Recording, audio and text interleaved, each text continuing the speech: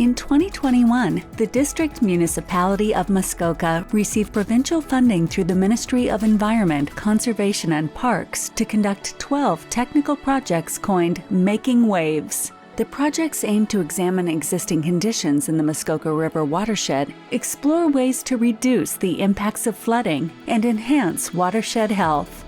These projects will lay the foundation for an integrated watershed management approach for the Muskoka River watershed that seeks to manage human activities and natural resources together on a watershed basis, taking into consideration the connected interests and needs of the environment, economy, and society. The district has led the projects with assistance from an established community roundtable, which includes representatives from the Muskoka Watershed Council, area municipalities, local businesses, and various community organizations across the watershed.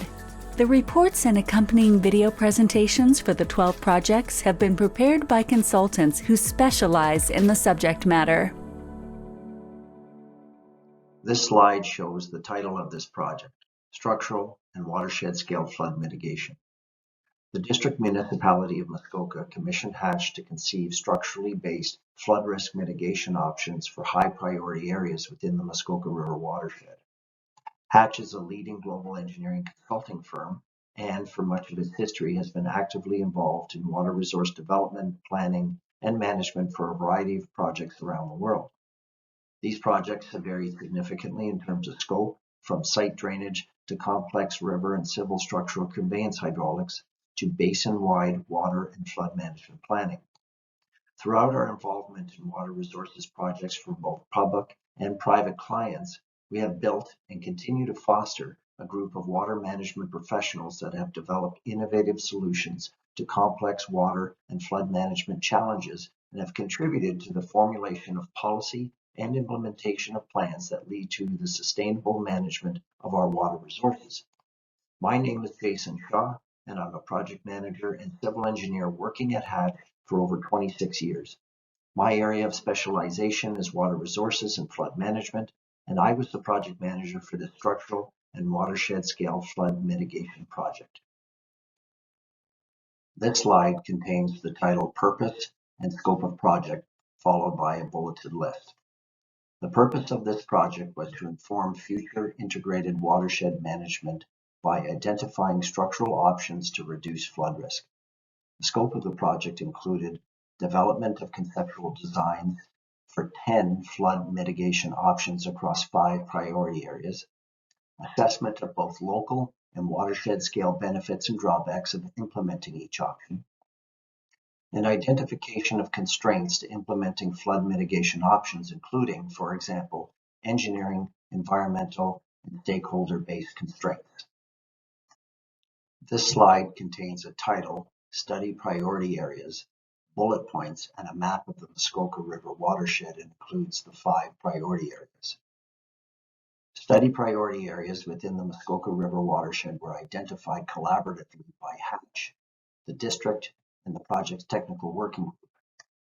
These areas included the Big East River, Huntsville, and Springdale on the north branch of the Muskoka River, Baysville, Fraserburg, Purbrook, which spanned from Lake of Bays to the Matthias Generating Station on the south branch of the Muskoka River, and Bala in the Lower Lakes area, which spans from Lake Muskoka to Moon Chute.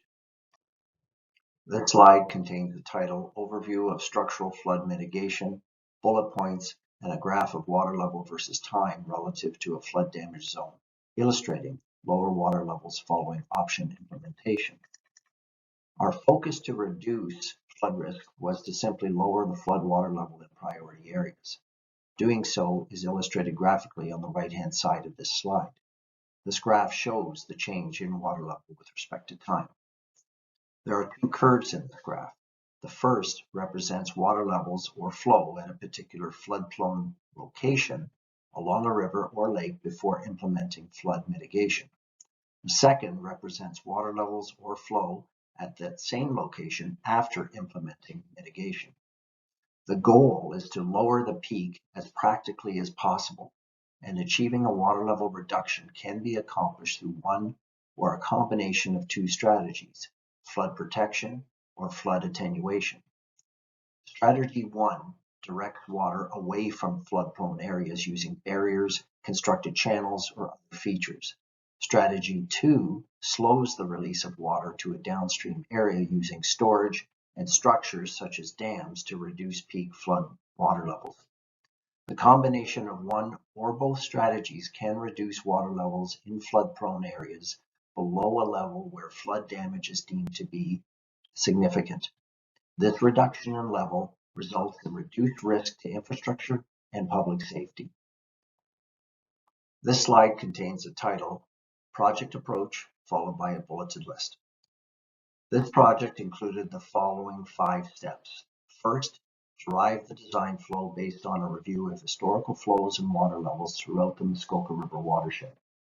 The largest recorded flow occurred either in the spring of 2013 or the spring of 2019. The largest of the two depended on the location within the watershed. As such, the design flow adopted for the conception of flood mitigation options was either the 2013 flood or the 2019 flood, depending on the location. Second, identify a preliminary list of potential mitigation options, and from these options, select a short list of 10 in collaboration with the technical working group and the district.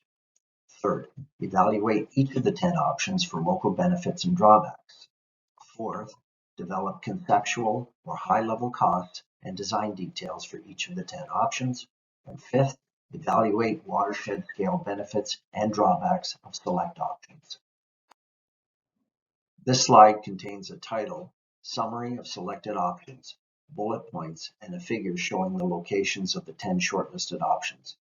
The shortlisted options are distributed throughout the 3 sub-areas of the Muskoka River watershed. Options 1 and 4 involve the redesign of existing water control structures in the watershed. Options 3 and 7 involve changes to the use of existing structures in the watershed for flood management. And options 5, 6, 8, 9, and 10 involve excavation of rock and sediment to either deepen or widen the channel to reduce water levels. This slide contains a title, Evaluation Criteria, bullet points, and a table showing evaluation numbers of 0, least desirable, to 3, most desirable. Each of the 10 options were assigned a ranking for 8 criteria based on input from experienced engineers, environmental scientists, and subject matter experts.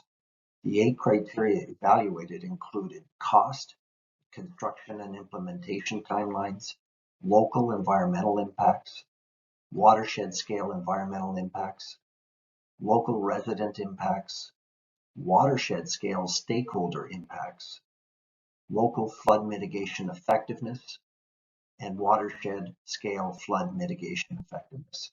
An aggregated ranking was calculated for each option. This slide is titled Overall Options Ranking and contains a table summarizing the criteria specific and overall rank of each option. Each of the options were evaluated both qualitatively and quantitatively where possible, and their relative performance was ranked. General trends in the table include the following. Cost. Highest costs are associated with large channel excavations such as Rocky Rapids and May Chutes. Construction and implementation timelines. Large structures such as distressed dam may be the most challenging in terms of design, environmental reviews, and permitting. Local and watershed scale environmental impacts. Options involving excavations or other permanent alterations to waterways are likely to have the greatest environmental impacts. Local resident impacts and watershed scale stakeholder impacts. The impacts of all options on residents and stakeholders in the Muskoka River is expected to be low for most options, although further option-specific study is needed to confirm this.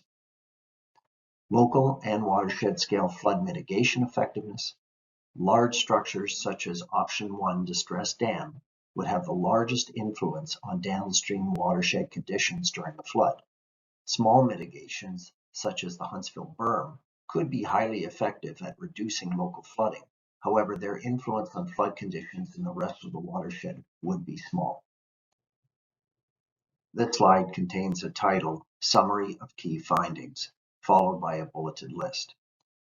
10 options were identified throughout the Muskoka River watershed to reduce flood. Based on the analysis and reviews completed, the North Branch and Lower Lakes options demonstrated the greatest flood mitigation value after considering all criteria. Conversely, the South Branch options showed less value due to the large excavation volumes and consequentially large costs and long schedules associated with them. Environmental impacts resulting from the implementation of these options are expected to be primarily associated with construction activities. This slide contains the title, Structural Mitigation and Muskoka River Watershed IWM, followed by a bulleted list. To summarize, this project represented a high-level screening of flood risk reduction options and serves to provide direction for the next stage of study. In all, 10 options were conceived and were spread relatively equally throughout the 3 main areas of the watershed. These options varied in cost, complexity, impacts, and effectiveness, and the analyses highlighted the benefits and trade-offs of different option combinations. Overall, the analysis suggests that the next stage of development should prioritize further study on the North Branch and the Lower Lakes. The South Branch option showed relatively higher costs for relatively less gain in return and should have the lowest priority when moving forward. The next step should focus on data collection exercise that is guided by this area ranking. Thank you for your attention. Thank you for taking the time to watch this video. To find out more about this and other integrated watershed management projects, or to learn more about integrated watershed management in the Muskoka River watershed, visit muskoka.on.ca/IWM projects.